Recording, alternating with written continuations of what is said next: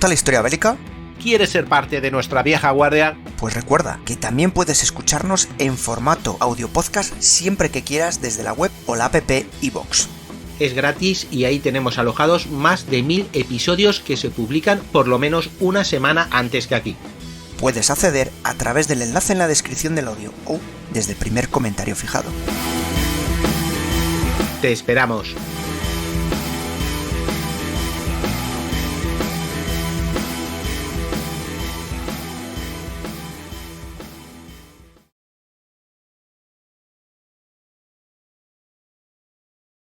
Esto es Aviones 10, una serie antológica de Casus Belli donde hablamos de aviones de todas las épocas. Hola y bienvenidos a un nuevo Casus Belli. Hoy vamos a hablaros de un avión que en una batalla lo hizo bien. Lo hizo tan bien que en la película de Midway, porque si venís, si habéis visto ya el título, sabéis de lo que vamos a hablar, refleja perfectamente la capacidad de acierto que tuvo y su capacidad de bombardear precisamente en precisión sobre los portaaviones japoneses. Vamos a hablar del SBD Dauntless, que con su participación en la batalla de Midway, pues evidentemente cambió el curso de la Segunda Guerra Mundial en el Pacífico. No digo que ganara la guerra, pero le dio nuevas esperanzas, nuevos ánimos a los norteamericanos y puso casi a la defensiva a los japoneses. Así pues, nos vamos a ir al 7 de agosto de 1942, cuando el oficial de avión de primera clase, Saburo Sakai, pilotaba su caza, en aquel momento el imponente Mitsubishi A6M20, por los cielos del canal de Sealark en las Islas de Salomón. Había volado con un grupo de otros ceros desde el aeródromo japonés de Rabaul, en Nueva Bretaña, esa mañana con el propósito expreso de atacar a los buques que estaban apoyando la primera invasión anfibia que iba a tener cierta oposición norteamericana en la Segunda Guerra Mundial, lo que pueden ser los desembarcos de la operación Atalaya en Gabutu, Tanambogo, Tulagi y Guadalcanal. Por tanto, tenemos aquí a Saburo enfrentándose contra estos buques. Cuando Sakai y sus otros hombres se acercaban a los cielos de Tulagi, divisó un grupo de 8 aparatos debajo de él, un aparato norteamericano a una altitud de unos 7.800, unos 2.400 metros. Suponiendo erróneamente que se trataba de cazas Grumman F-4F Wildcat de la Armada de Estados Unidos, Sakai viró en picado su cero para iniciar un ataque con su resto de pilotos siguiéndole obedientemente. Acercándose a los aviones norteamericanos por detrás a gran velocidad, sintió que el factor sorpresa era totalmente suyo. Pero a una distancia de solo 90 metros, Sakai observó a sus objetivos a través de la mira de su arma y llegó a una conclusión algo distinta. No eran cazas a los que se estaban acercando. Para entonces ya era demasiado tarde para interrumpir el ataque. Sakai se dio cuenta de que se estaba intentando abalanzar sobre un grupo de bombarderos en picados. Estos aparatos procedían del portaaviones USS Enterprise, código CV6, y estaban volando en círculo sobre Tulagi esperando órdenes para lanzar sus bombas sobre objetivos japoneses en la isla situada más abajo. A diferencia del cazabombardero F-4F Wildcat, los bombarderos en picado de la Armada de los Estados Unidos estaban protegidos de los ataques por retaguardia por un artillero de cola. En el avión trasero, en el asiento trasero del avión pilotado por el alférez Eldor Rodenburg, el operador de tercera clase James W. Patterson Jr. abrió a fuego con sus ametralladoras de calibre 30. Entró rápido, le disparé, pero no sé si le alcancé o no. Esto ya nos va diciendo Patterson que no tenían miedo a enfrentarse porque su vida dependía de ellos. Sakai intentó girar bruscamente a la derecha y, pues utilizando la potencia del cero, trepar para alejarse de los americanos. Pero, como he dicho antes, apenas 90 metros era estar demasiado cerca. En el asiento trasero de uno de los otros bombarderos, el artillero de aviación de segunda clase Harold L. Jones abrió fuego contra Sakai a solo 90 metros directamente a la popa de su aparato. Lo que Jones vio a continuación fue un testimonio de la potencia de fuego de la que disponían los artilleros de cola. Dice así: su cabina explotó, la cúpula se rasgó y algo salió volando. Pude ver claramente su cara, su cuerpo, su cabeza forzados hacia atrás contra el reposacabezas de la cabina. El avión se elevó casi verticalmente y luego cayó echando humo. Fue lo último que vi de él. Mientras los 8 artilleros de cola seguían a los ceros con sus ametralladoras, las balas de estos llegaron a romper el cristal de la cabina e impactaron en el Sakai. Los fragmentos de las balas le alcanzaron el pecho, la pierna izquierda, el codo y la cara. Una de las trazadoras no le dio en el ojo derecho por menos de 1 centímetro y le fundió el borde de sus gafas. En el primer encuentro, los artilleros de Kola gastaron más de 1000 proyectiles y hirieron gravemente a uno de los mejores pilotos de caza japoneses de la guerra.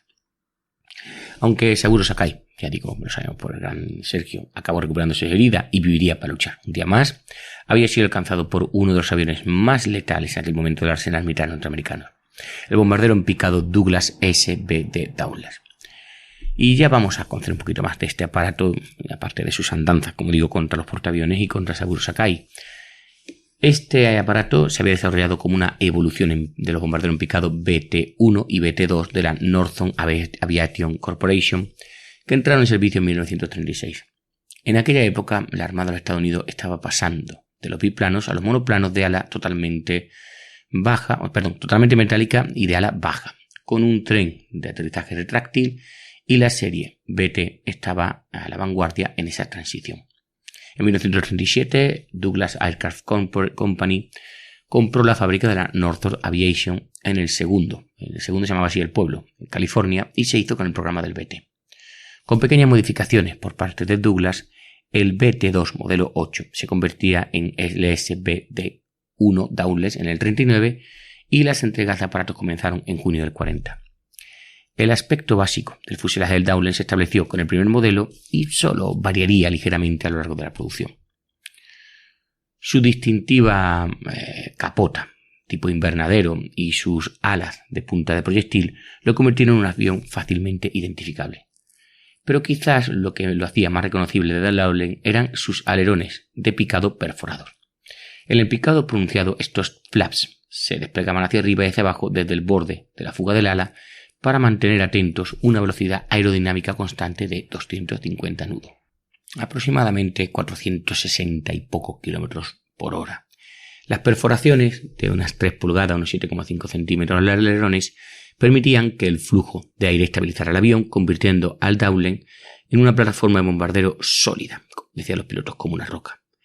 El SBD-1 estaba equipado con el potente motor radial Wright R1820-32 de 1000 caballos, pero su autonomía de vuelo se consideraba demasiado modesta para las operaciones desde portaaviones. Por esta razón, evidentemente se desarrolló el SBD-2, con el que se aumentó la capacidad de llevar combustible en casi 450 litros más, y esto ampliaba el radio máximo del avión de unos buenos 1380 kilómetros hasta 1810, casi 500 kilómetros más. El SBD era también un bombardero bien armado. El piloto podía controlar un par de ametralladoras ANM2 del calibre 50 montadas en el chasis, disparando a través de la hélice giratoria mediante un interruptor. Lo hemos dicho antes, el puesto del operador de artillería trasero, que también actuaba de radio, estaba equipado con un par de ametralladoras ANM2, pero en este caso del calibre 30, con el fin de proteger el avión de un ataque de la cola, como nuestro amigo Saburo Sakai aprendió tan dolorosamente en los cielos del canal de Silark el 7 de agosto del 42. Y lo más importante, el Dowles se construyó para lanzar bombas con precisión, por lo que se equipó con puntos de montaje de bombas bajo las alas. Se podían transportar un par de bombas de 115 kilos en los pilotes exteriores del ala y en una línea central del avión en un mecanismo de despliegue de bombas en forma de horquilla. Esta permitía, en este caso, llevar bombas de 115, 225 e incluso se habla de 900 kilos. Al soltarse, el mecanismo de desactivación de bomba basculaba hacia abajo, de modo que la bomba se alejaba de la hélice del avión, y una mira telescópica montada en la cabina permitía al piloto apuntar el lanzamiento de su bomba bajo el ala. En conjunto, estas peculiaridades hicieron del Dowles un avión de caza sencillo, eficaz y sobre todo resistente. Las ametralladoras ANM2 del calibre 30 montadas en el compartimento del artillero de cola eran el arma con aspecto físico, en fin, típica, ¿verdad?, del calibre 30 de la serie M1919, pero que se había reducido su tamaño para poderla meter en la capota trasera. Con un receptor, un arma y una cubierta del arma más pequeña que la de los M1919, la NM2 pesaba apenas unas 23 unos 10 kilos para entendernos, frente a los 14 kilos que hubiera tenido una M1919A4, que como digo era la de infantería. Además de tener un receptor y un cañón diferente a los de la serie M1919, la NM2 estaba equipada con una tapa de alimentación, un extractor, una extensión del arma, del cañón y un cerrojo diferentes. Estas piezas estaban especialmente diseñadas para permitir que el arma se alimentara tanto por el lado izquierdo como el derecho del receptor, una característica que hizo que el calibre 30 de la NM2 fuera versátil para su uso en aviones. Una caja de munición fija para 100 proyectiles se acopló en el lado izquierdo del arma para evitar que los cartuchos de calibre 30 con cinta se engancharan en el interior del compartimento. El Cuerpo de Marines de los Estados Unidos comenzó a utilizar las SBD-1 en 1940 y la Armada el SBD-2 en el 41. Casi al mismo tiempo la Douglas produjo la versión SBD-3 del Dowling con otro aumento de la capacidad de combustible, ampliando el alcance máximo del bombardeo a casi unos 2.165 kilómetros. Este tercer modelo Dowling entró en servicio en marzo del 45 y también vio la introducción de tanques de combustible trosillante y protección más blindada para la tripulación. La Armada comenzó a sustituir sus SB2 por SB3 inmediatamente cediendo los dos, ¿pues a quién? Pues al Cuerpo de Marines de Estados Unidos, que lo acepta todo. Ese proceso aún estaba en marcha cuando los japoneses atacaron Pearl Harbor el domingo 7 de diciembre del 41 y en ese momento los Dowling entraron en guerra. El SBD experimentó el combate desde el primer día del conflicto, siendo las primeras pérdidas el resultado de la acción contra los aviones japoneses sobre Oahu. Tras Pearl Harbor, los Dowling era un tercio del aparato, del equipo de aviones que servían los portaaviones de la Armada de los Estados Unidos durante los 6 primeros meses críticos de la guerra. Junto con cazas y bombarderos torpederos, los SBD volaban en cada uno de los rápidos ataques que tuvieron que llevarse a cabo durante el primer trimestre del año 42. Los contraataques norteamericanos en las islas de Marshall, Wake y Marcus, así como Lae y Salamusa, en la costa oeste de Nueva Guinea, incluyeron siempre a los Dowling. Cuando el portaaviones USS Hornet transportó 16 bombarderos medios B-25 Mitchell, del ejército para la incursión de Doolittle sobre Tokio en abril del 42, los SBD del USS Enterprise volaban en patrulla aérea de combate para protegerlos. A principios de mayo, los SBD de los portaaviones Lexington y Yorktown volaron salidas de combate durante la batalla del Mar del Coral y contribuyeron al notable hundimiento de portaaviones ligeros japonés Shōjo cerca del archipiélago de Louisiade el 7 de mayo del 42. Durante la batalla del Mar del Coral, el Dowling demostró que era de forma efectiva el que mejor podía llevar el trabajo para el que había sido diseñado, que era buscar y atacar. Pero además de eso, los SBD, en manos de aviadores navales expertos, durante esa batalla demostraron que el avión también era bueno otra cosa, y el combate aire-aire. En la mañana del 8 de mayo, un grupo de SBD-3 volaban en patrulla antitorpedo para proteger, antitorpedero más bien sería, para proteger al Yorktown de los bombarderos torpederos enemigos. El teniente Stanley Sweet W. Bethesda, uno de los pilotos de la patrulla, había atravesado con una bomba de 450 kilos la cubierta del Shōjo el día anterior y estaba a punto de vivir en pocos minutos unas pocas emociones más. Poco después de las 11 de la mañana, los SBD fueron atacados por un grupo de ceros del portaaviones Zuikaku. Con una velocidad de agilidad superiores, evidentemente los cazas japoneses derribaron rápidamente 4 de los SBD, pero entonces se toparon con Beltasa, que por cierto era de ascendencia sueca. Tras sobrevivir al primer ataque, Beltasa, me estás contando a mí hoy el sueco, gritó a su operador de radio y artillero: Peter, estamos en problemas, mantén la cabeza y conserva la munición, yo me ocuparé del resto. Con las armas disparando, los ceros hicieron una pasada tras otra sobre el SBD de Beltasa. Cada vez que uno de los cazaenemigos atacaba, el sueco giraba hacia él y estropeaba todo el ataque. Entonces Beltasa devolvía el fuego al atacante utilizando las calibre 50 gemelos de su capó, del motor, que estaba montado en el capó de su motor, mientras su radioartillero en el asiento trasero pues mantenía a raya al enemigo con sus calibre 30. A pesar de ser acosado por 3-0 durante unos agotadores 25 minutos, el SBD de Beltasa sobrevivió. Y aunque pilotaba un bombardero en picado contra caza, Beltasa derribó milagrosamente incluso a uno de los ceros. Bueno, los SBD libraron combates aire-aire con los japoneses y una y otra vez durante la Segunda Guerra Mundial y se le atribuyeron 138 victorias. Evidentemente están viendo los japoneses que el SBD no era un bombardero en picado cualquiera. Aunque demostró su valía durante los primeros ataques que se lanzaron durante la guerra y en la primera batalla de portaaviones contra portaaviones de la historia, ya hemos dicho antes, en el Mar del Coral, el mejor momento del SBD llegó durante la batalla de Midway en junio del 42. Los japoneses llegaron a la zona de batalla con un poderío naval dividido en la fuerza de transporte, un cuerpo principal y una fuerza de ataque de portaaviones compuesta por el Kaga, el Akagi, el Soryu y el Hiryu. Su objetivo, ya lo sabemos, era doble: capturar la isla de Midway y atraer a la fuerza operativa de la Armada de los Estados Unidos frente a Midway hacia una batalla final y decisiva que la destruiría.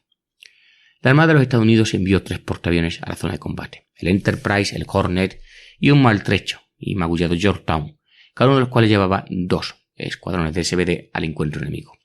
El Cuerpo de Marines de Estados Unidos también contribuyó con el VMSB 241, un escuadrón de exploración bombardeo que incluía 19 SBD-2.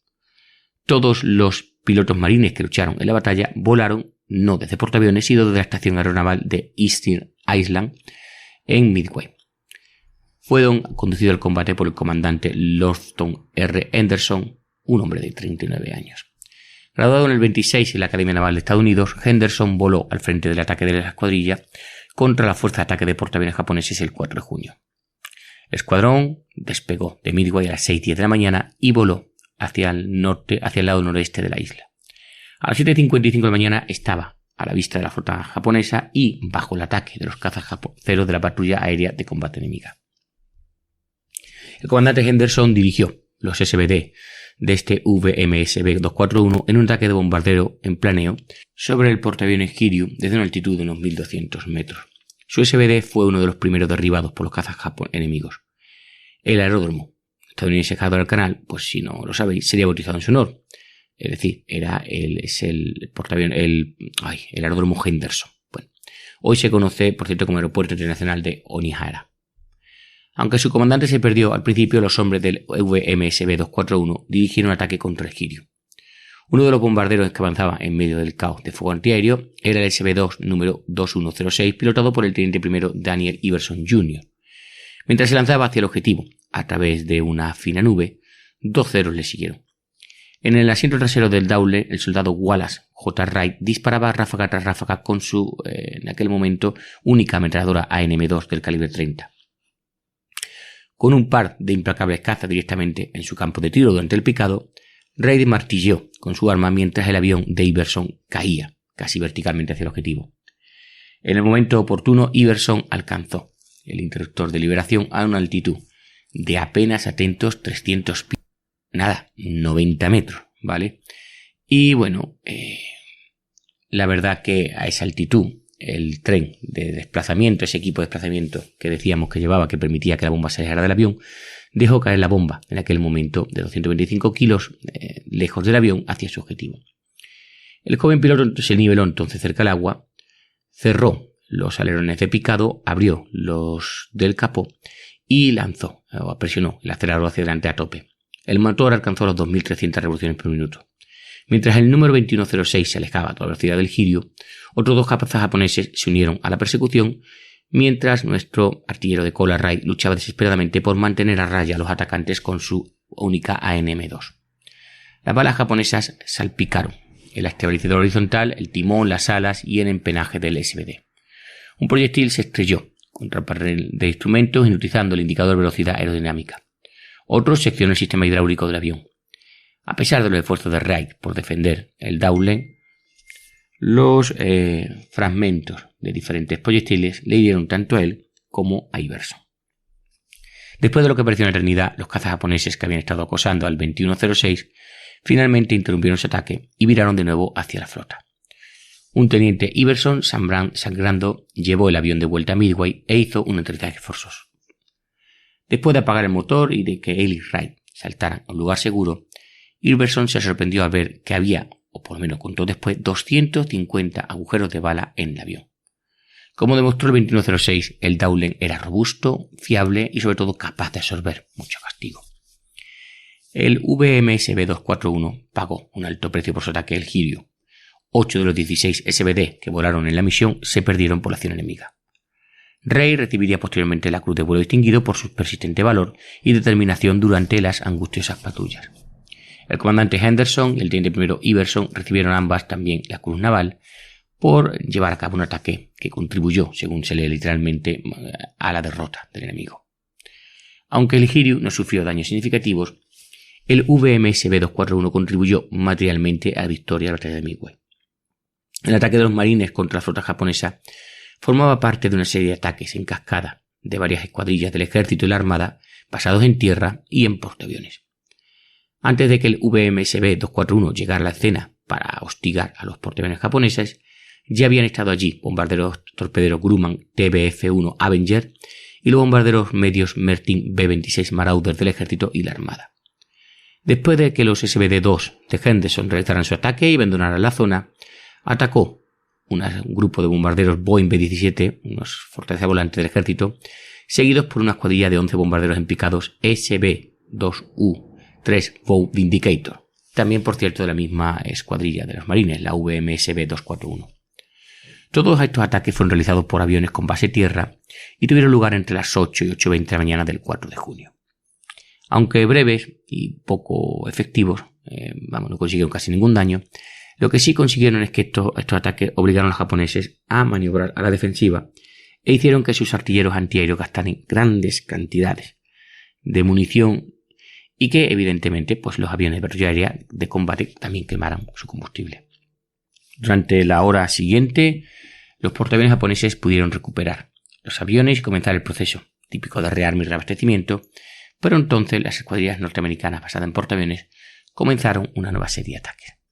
Aproximadamente a las 9:20, una formación de 15 aviones torpederos Douglas TBD-1 Devastator del Hornet inició un ataque contra el portaaviones Soryu. El problema es que iban sin escolta de caza, que les protegiera de nuestros queridos ceros, y los 15 TBD de lento movimiento fueron fácilmente abatidos en cuestión de minutos, y además no causaron ningún daño a la flota enemiga. A las 10 de la mañana, una formación de TBD del Enterprise inició un ataque. 15 minutos después, los TBD del Yorktown pues también atacaron al Hiryu. Una vez más, la flota japonesa esquivó estos ataques y no sufrió daño significativo. Pero ese efecto acumulado de luchar contra la aviación enemiga durante más de 2 horas puso a los japoneses al límite. Aunque habían tenido éxito en la defensa de sus portaaviones, su suerte, como sabemos, estaba a punto de agotarse. El verdadero momento decisivo de la batalla de Midway comenzó justo cuando los TBD del Yorktown concluían su ataque. Mientras los artilleros japoneses y los cazas de patrulla aérea de combate intentaban derribar al último de los Devastator, que escapaban a nivel casi de olas, los vigías de la Akagi se percataron de la presencia de aviones norteamericanos en lo alto de la flota. Era las 10:22 de la mañana del 4 de junio del 42 y, como hemos dicho al principio del podcast, el curso de la Segunda Guerra Mundial estaba a punto de cambiar por 48 bombarderos en picados SBD Dowler. En ese momento, 25 SBD-3 del Enterprise entraron en picado en un ataque sobre el Kaga, que rápidamente se saldó con 4 impactos directos. Un momento después, otros 6 SBD-3 del Enterprise picaron sobre la Akagi y lograron 2 impactos directos con bombas letales de 450 kilos. Simultáneamente, 17 SBD-3 del Yorktown se zambulleron sobre el Soryu logrando 3 impactos con bombas de 450 kilos. En 4 minutos, 3 portaaviones de la flota japonesa, cada uno de los cuales había participado en el ataque a Pearl Harbor, eran infiernos en la tierra. Un grupo de 3 SBD voló desde el Enterprise, 10 de los cuales pertenecían a la escuadrilla aérea del Yorktown, y encontraron al Hiryu esa misma tarde. Le impactarían con 4 bombas de 450 kilos, destruyéndolo también. ¿Se recordarán que antes he dicho que el SBD llevaba bombas de 1000 kilos? No, llevaba bombas de 1000 libras de 450 kilos. Error mío de traducción. Fijaros que mientras estaba narrando esta historia estaba dándole vueltas a aquella información. Bueno, así terminaron los japoneses la jornada del 4 de junio del 42, habiendo perdido 4 portaaviones a mano de los SBD norteamericanos. Fue una pérdida tan significativa que alteró materialmente el plan de batalla. El almirante Yamamoto ordenó una retirada general de la zona de batalla esa misma noche. Con la cancelación del plan para capturar Midway y este fracaso evidente de destruir la flota norteamericana del Pacífico en ese combate final verdadero y decisivo, tan manhaniano, pues los japoneses reconocieron su derrota. Aunque técnicamente la batalla había terminado, los Dowler no habían acabado de destruir buques. Al día siguiente, el 5 de junio, la fuerza norteamericana persiguieron a los japoneses en retirada hacia el oeste mientras se retiraban derrotados. Como los 4 portaaviones japoneses estaban ahora al fondo del mar, los cruceros Mikuma y Mogami ofrecían los blancos más tentadores mientras se alejaban renqueando a escasos 15 nudos. Tras colisionar con el Mikuma la noche anterior, el Mogami sufría daños que le causaban una drástica reducción de velocidad. En consecuencia, los SBD del VMSB 241 lanzaron un ataque contra los 2 buques la mañana del día 5, pero solo consiguieron casi aciertos que dañaron, eso sí, ligeramente al Mikuma. A mañana siguiente, el 6 de junio, un ataque de 81 SBD del Hornet y del Enterprise encontraron a los 2 cruceros enemigos y les atacaron en 3 oleadas.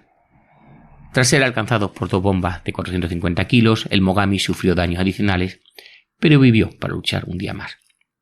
Al ser alcanzado por 3 bombas de 450 kilos, el Mikuma, sin embargo, quedó reducido a un casco calcinado y muerto al garete en el agua. El barco se hundió esa misma tarde, marcando, eso sí, ya el final de la batalla. El recuento de pérdidas japonesas fue asombrosa. Habían perdido 248 aviones de combate y algo más de 3.000 hombres. 4 portaaviones de la flota y un crucero habían sido hundidos. Los Akagi, Kaga, Soryu, Hiryu y el Mikuma habían sido destruidos por los Douglas SBD Dowler. Antes de Midway, los japoneses estaban en proceso de expansión de un vasto imperio oceánico. Después de Midway, los japoneses pasaron a una posición defensiva y comenzaron a librar la única guerra que posiblemente no podrían ganar, y era una prolongada guerra de desgaste. Junto con el Alamein y Stalingrado, Midway se considera el punto de inflexión en la Segunda Guerra Mundial. El lento pero mortífero SBD Dowler fue el arma principal que lo hizo posible. Aunque la batalla de Midway fue, sin duda, el mejor momento del SBD, el avión siguió prestando un servicio destacado durante los tumultuosos acontecimientos del 42. Los SBD de la Armada y del Cuerpo Marines participaron en la campaña de Guadalcanal como plataformas terrestres antibuques y de ataque a tierra durante los últimos meses de ese año. Los SBD basados en portaaviones en el Enterprise y el Saratoga libraron también la dramática batalla de Salomón Orientales el 24 y 25 de agosto. En octubre, los SBD de los portaaviones Enterprise y Hornet lucharon en la batalla de Santa Cruz. Luego, en noviembre, al otro lado del globo, los SBD del portaaviones Ranger volaron en apoyo aéreo de los desembarcos en la operación Torch en el norte de África. El 10 de noviembre del 42, 9 SBD del Ranger hundieron el acorazado francés atracado Jean Bart en el puerto de Casablanca, en Marruecos. Con el hundimiento del acorazado japonés Hiei, 3 días antes en el Pacífico, este sería el segundo acorazado enemigo hundido, de enemigo habría que decirlo, por los SBD en el plazo de una semana.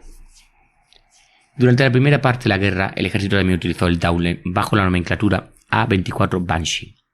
Esencialmente un SBD-3 sin la necesaria gancho de cola cuando van en portaaviones, pues el A-24 sustituyó la rueda de cola del SBD por una gran rueda neumática. Lo que llevaban los SBD de portaaviones era una rueda sólida, ¿vale? El Banshee entró en servicio en marzo del 41, pero tuvo una carrera mucho menos distinguida volando para el ejército. Cuando comenzó la guerra, el A-24 iba a equipar el 27º Escuadrón de Bombardeo de la USAF, de la Fuerza Aérea de Estados Unidos, en Filipinas, pero la rendición de Bataan hizo que el Banshee fuera desviado a Australia, donde equiparía al 91º y 8º Escuadrón de Bombarderos del 27º Grupo de Bombardeo. El 91º Escuadrón de Bombardeo llevaba sus aviones entonces a las Indias Orientales holandesas y el 8º Escuadrón de Bombardeo operó desde la costa norte de Australia. A medida que cambiaba de modelo la Armada, también lo hacía el ejército. A finales del 42, el SBD-4 o el A-24A del ejército comenzaron a entrar en servicio en las escuadrillas con solo pequeños cambios respecto al modelo anterior. A esta altura de la guerra, el ejército ya no utilizaba el Banshee en combate, pero el SBD-4 entró de lleno en el servicio de portaaviones de la flota. Cuando el Curtiss SBD-2 Helldiver entró en servicio a finales del 43, el Dowler ya sí dejó de ser el bombardero en picado de primera línea de la Armada. A pesar de ello, casi al mismo tiempo se introdujo una variante más producida de este avión, el SBD-5 o el A-24B, que presentaba una mayor carga de munición, un brocheur de bombardeo iluminado y también introdujo el motor Wright R1820-60 de 1200 caballos. En 1943 se fabricarían un total de 3.640 SBD-5 en el apogeo de la producción industrial de los Estados Unidos. Estos aviones protagonizarían algunos de los combates más dramáticos de los últimos años de la guerra. Durante ese periodo, los SBD-5 de la Armada con base en portaaviones participaron en incursiones contra la guarnición japonesa de la isla de Wake. Eso pasaría en octubre del 43, así como la incursión de la operación Hailstorm contra el fondadero de la flota japonesa en la laguna de Truk en febrero del 44. Los Dawles también combatieron al norte del Círculo Polar Ártico, cuando los SBD-5 de la escuadrilla aérea del USS Ranger participaron en la operación Líder, un ataque contra la navegación alemana en el puerto de Bodo, en Noruega, el 4 de octubre del 43. No conocía para nada esta operación Líder, pero habrá que buscarla. Bueno, cuando el ejército ya no utilizó el Banshee en combate, pues algunos A-24 fueron enviados o lanzados o devueltos o regalados al Cuerpo Marino de Estados Unidos para operaciones en tierra. Algunos de estos aviones volaron en patrullas antisubmarinas sobre el Caribe desde una base en las Islas Vírgenes, mientras que otros fueron asignados al VMSB-236 y participarían en una incursión sobre Rabaul el 14 de enero del 44. La introducción del SB-2T Helldiver y la falta de alas plegables del SBD provocaron su lógica desaparición gradual de los grupos de las escuadrillas aéreas de portaaviones de la Armada durante el 44. La última operación importante desde portaaviones en la que se voló se produjo el 20 de junio del 44, cuando los SBD-5 del Enterprise y del renacido Lexington realizaron un ataque contra los japoneses durante la batalla del Mar de Filipinas. Al mes siguiente, cuando los SBD volaban en apoyo de las fuerzas terrestres que luchaban para liberar Guam, marcó la conclusión del servicio a bordo de los portaaviones de la aeronave. Casi al mismo tiempo se presentó la versión final del Dawles, el SBD-6. A pesar de ser la variante más potente y avanzada de la serie, los 450 SBD-6 producidos permanecerían en su mayor parte operando desde los Estados Unidos. Mientras tanto, los SBD-5 siguieron prestando servicio en escuadrillas con base en tierra en ultramar hasta el final del conflicto. Por ejemplo, el 12º Grupo Aéreo de Marines, o MAG-32, se trasladó a la isla de Luzón, en Filipinas, poco después del desembarco anfibio de las fuerzas del ejército en el Golfo de Lingayen. Esto tuvo lugar en enero del 45. Los SBD asignados al famoso VMSB B-241 del MAG-12, más conocido por su, como hemos visto antes, asombrosa actuación casi 3 años antes durante la batalla de Midway, realizaron numerosas salidas de combate en apoyo de las unidades del ejército en tierra hasta que se declaró el fin de la guerra en agosto, el fin de la guerra en el Pacífico. Al final de la guerra, el Dawles tenía muchas pretensiones a la fama, la más impresionante de las cuales era que había hundido más barcos japoneses en el Pacífico que cualquier otro aparato aliado. El SBD Dawles también podía presumir de tener el índice de pérdidas más bajo de todos los aviones de combate basado en portaaviones en la Armada de los Estados Unidos. Si se tiene en cuenta que cada ejemplar del avión responsable del milagro de Midway costó al gobierno norteamericano apenas $29.000 en el 44, hay que reconocer que el Douglas SBD Dawles fue realmente uno de los mejores aviones de la Segunda Guerra Mundial. Porque claro, evidentemente el costo-beneficio fue increíble. Y ahora vamos a ver una pequeña anécdota. Y es que los Dawles volaban desde tierra, volaron desde portaaviones, pero también volaron desde unos portaaviones casi de juguetes que se crearon el profesor en el lago Michigan para entrenar a los pilotos de los SBD. Sí, entrenaban en el lago Michigan, fijaros, lejos de las aguas costeras, donde evidentemente en algún momento dado podían sufrir ataques enemigos. 2 portaaviones que nunca vieron batalla fueron los lugares de entrenamiento de la mayoría de los aviadores cualificados para portaaviones de la Armada y del Cuerpo de Marines de los Estados Unidos, junto con otra serie de pilotos que necesitaban entrenarse.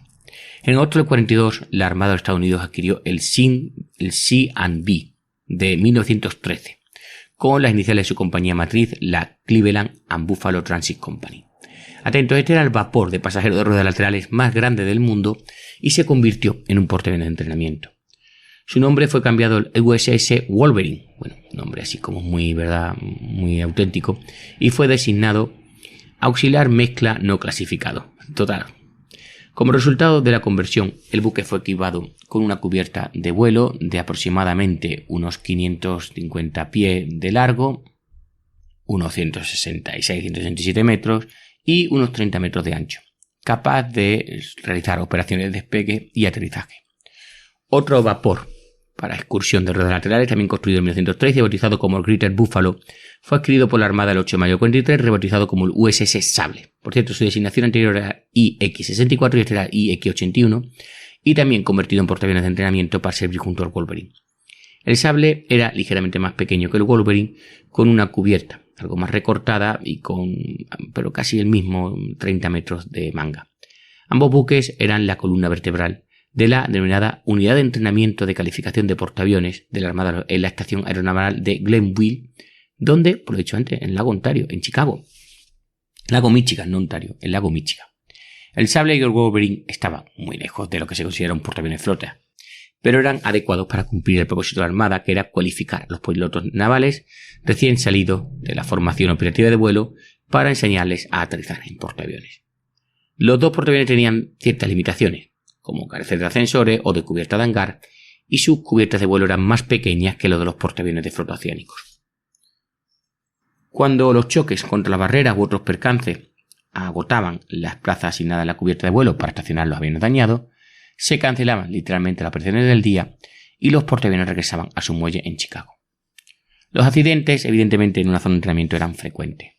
Cuando los jóvenes e inexpertos pilotos despegaban o se aproximaban incorrectamente a cualquiera de los dos portaaviones, a menudo no tenían otro lugar donde ir que directamente al lago. El primer accidente mortal ocurrió el 21 de octubre del 42, cuando el alférez F.M. Cooper y su F-4F-3 Wildcat despegaron del Wolverine y se estrellaron literalmente en el agua. Ni Cooper ni el F-4F fueron recuperados. Con el paso del tiempo, cada vez más pilotos sufrieron accidentes de entrenamiento. Hubo atentos más de 200 accidentes en los que se perderían 128 aparatos, incluidos 38 SBD Dowler, y morirían 8 pilotos.